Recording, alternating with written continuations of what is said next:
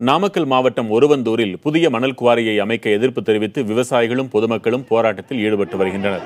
புதிய மணல் குவாரியால் தங்கள் பகுதியில் நீர்வளம் பாதிக்கப்படும் என்றும் மணல் குவாரி அமைக்கும் திட்டத்தை அரசு கைவிட வேண்டும் என்றும் விவசாயிகள் வலியுறுத்தியுள்ளனர். மேலும் மணல் குவாரி திறக்கப்படாது என அரசு உறுதியளிக்கும் வரை போராட்டத்தை தொடர்வோம் என கூறி பொதுமக்கள் போராடி வருகின்றனர். குறைந்தது மணல் அள்ளும் இயந்திரத்தையாவது ஆற்றில் இருந்து அப்புறப்படுத்த வேண்டும் என போராடியவர்கள் கோரிக்கை விடுத்துள்ளனர்.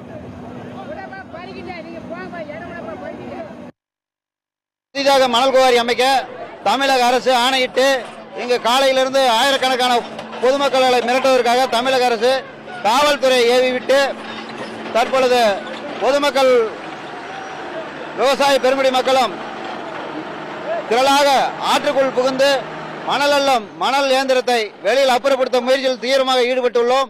மணல் அள்ளிட்டாங்க அப்படின்னா நீர்வளம் பாதிக்கும். இங்க 25,000 ஏக்கர் நிலத்துல விவசாயம் பண்ணிட்டு இருக்கோம். விவசாயிகள் பாதிக்கப்படும். அத்தனை விவசாயிகளும் எங்களுக்கு மூல வாழ்வே வாழ்வாதாரம் இந்த விவசாயம் தான்.